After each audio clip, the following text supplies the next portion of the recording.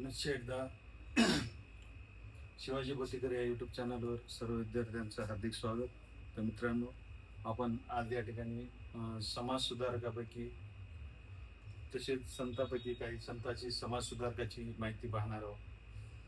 तर महाराष्ट्रामध्ये काही उच्च प्रतीचे संत होऊन गेले, त्यांच्याविषयी आपण या ठिकाणी माहिती पाहू. तर आपल्याला पाहायचं आहे आज संत ज्ञानेश्वर.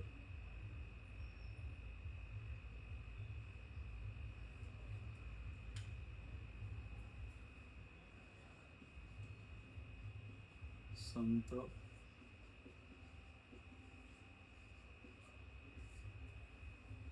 ज्ञानेश्वर यांच्याविषयी आपल्याला माहिती घ्यायची आहे. तर संत ज्ञानेश्वराविषयी आपण बरीच काही माहिती वाचलेली आहे. तर नेमकं त्यांचं मूळ वस्तीस्थान आणि कार्य काय होतं हे आपल्याला या ठिकाणी पाहायचं आहे.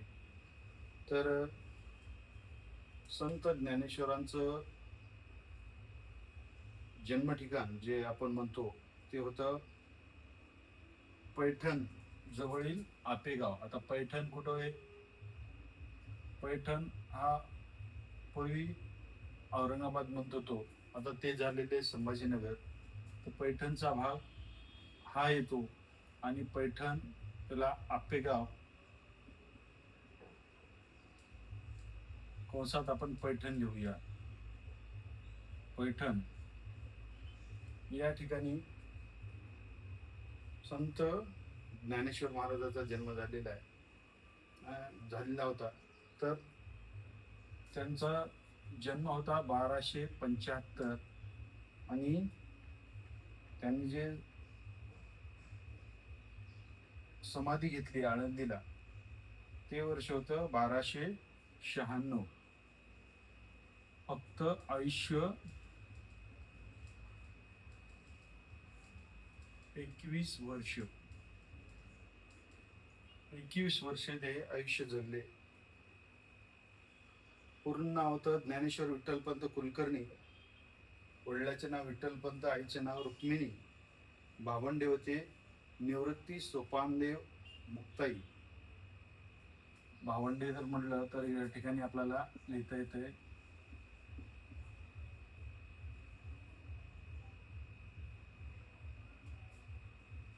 निवृत्तीनाथ,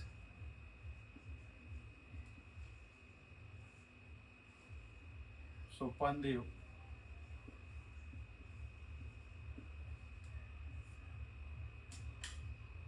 आणि मुक्ताई.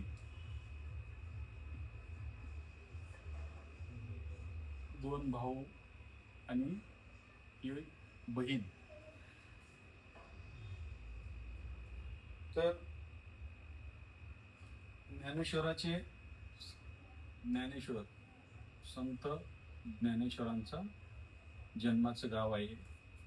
तर त्यांचे वडील जे होते विठ्ठलपंत कुलकर्णी, त्यांनी ऐन तारुण्यामध्ये काय संन्यास घेतलेला होता आणि संन्यास घेतल्यानंतर पुन्हा त्यांच्या गुरुने उद्बोधन केल्यामुळं त्यांना आणखीन काहीतरी वेगळं वाटलं आणि परत ते संसारात आले. आणि संसारात आल्यानंतर त्यांना जी 4 मुलं झाली, त्या 4 मुलांना या ठिकाणी समाज जो वेगळ्या दृष्टीने पाहत होता किंवा वेगळ्या दृष्टीने बोलायचा, तर त्यानुसार या ठिकाणी या 4 भावंडाला त्यावेळेस वाळीत टाकलं गेलं. आणि नंतर या ठिकाणी त्यांच्या जीवनामध्ये जे परिवर्तन किंवा वेगवेगळ्या गोष्टी आल्या त्याचा आपण या ठिकाणी माहिती घेत आहोत. संत ज्ञानेश्वरांनी भक्ती, वैराग्य आणि प्रापंच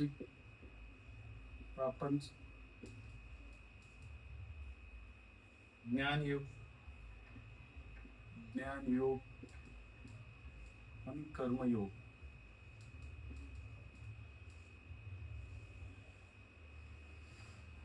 यावर त्यांनी विचाराचा संगम घडवून आणला आणि त्याचबरोबर एक क्रांतीच म्हणायला हरकत नाही, क्रांती घडून आली.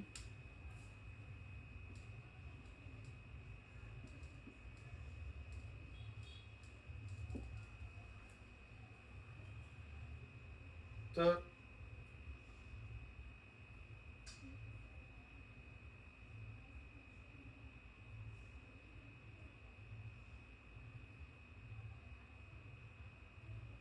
भागवत धर्म जो होता आहे,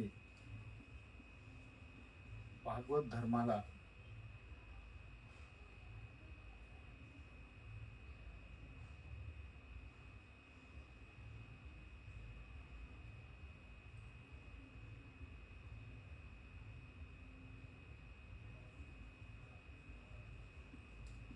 तात्विक अधिष्ठान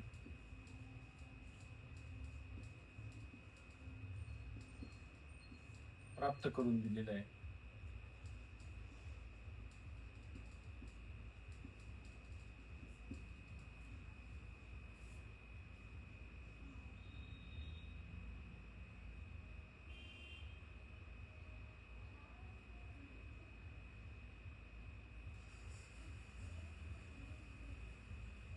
त्याचबरोबर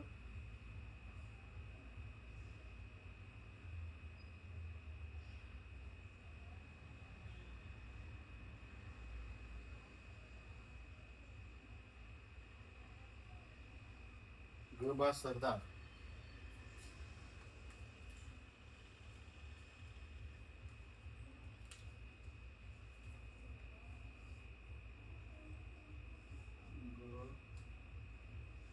ग.बा. सरदार यांनी म्हटलेलं आहे की ज्ञानेश्वर हे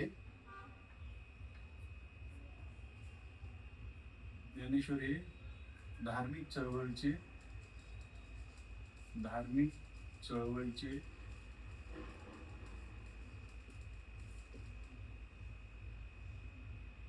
प्रबोधनाचे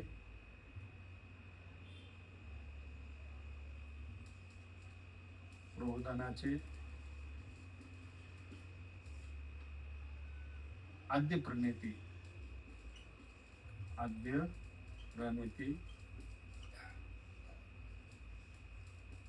आहेत असं कोण म्हणलेलं होतं? ग.बा. सरदार.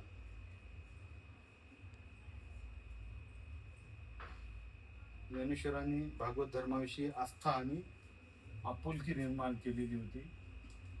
भागवत धर्माविषयी लोकांमध्ये आस्था व आपुलकी निर्माण केली होती. आपुलकी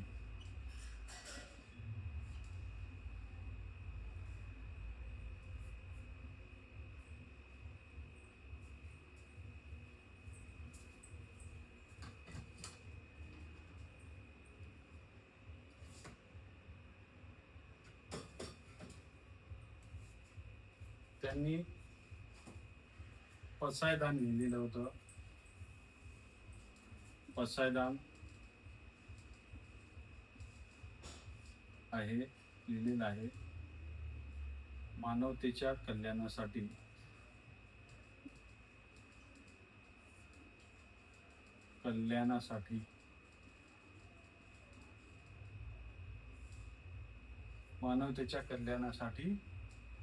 पसायदान त्यांनी लिहिलेलं आहे.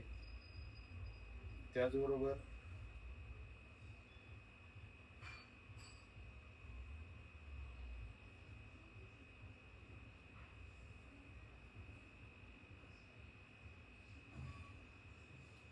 वयाच्या 21व्या वर्षी त्यांनी आळंदी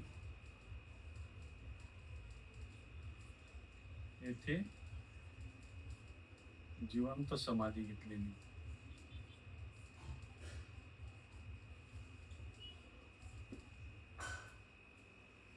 तर त्यांची जी ग्रंथरचना आहे ती ग्रंथरचना आपण थोडक्यामध्ये पाहूया.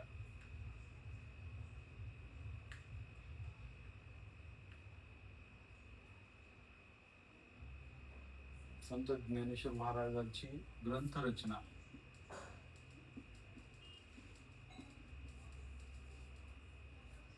कोणकोणते ग्रंथ लिहिलेले आहेत?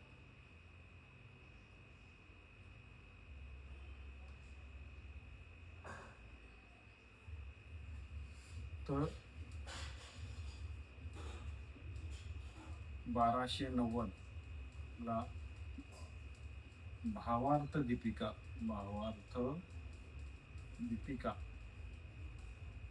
नावाचा ग्रंथ लिहिला. तर तो ग्रंथ आहे भगवत गीतेवरील टीका. भावार्थ दीपिका नावाचा ग्रंथ जो होता आहे तो भगवद्गीतेवरील टीका म्हणून ओळखला जातो. त्यानंतर अमृतानुभव,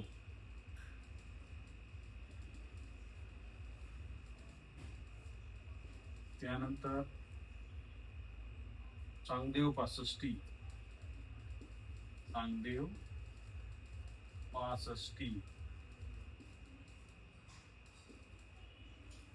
आणि अभंगाची गाथा.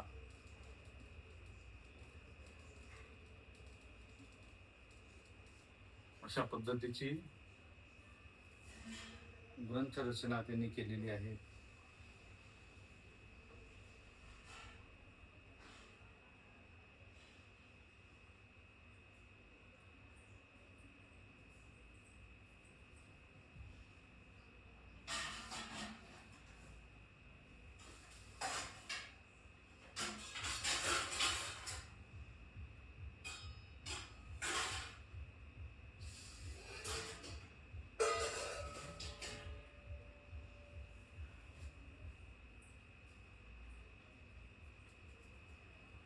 भावार्थ दीपिका ही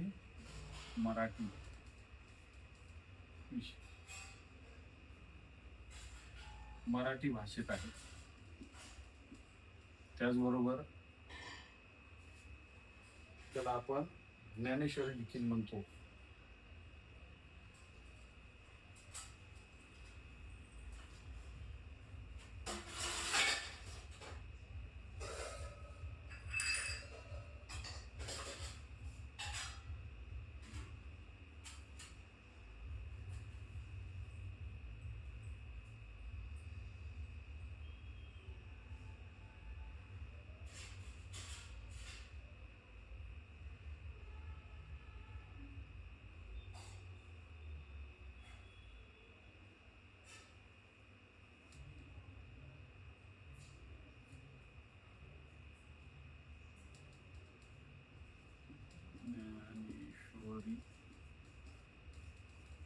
काय आहे ज्ञानेश्वरीमध्ये? त्याच्यामध्ये 18 अध्याय आहेत आणि व त्यामध्ये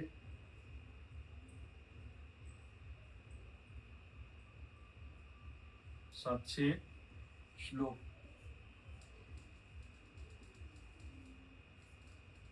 700 श्लोक आणि 9000 ओव्या.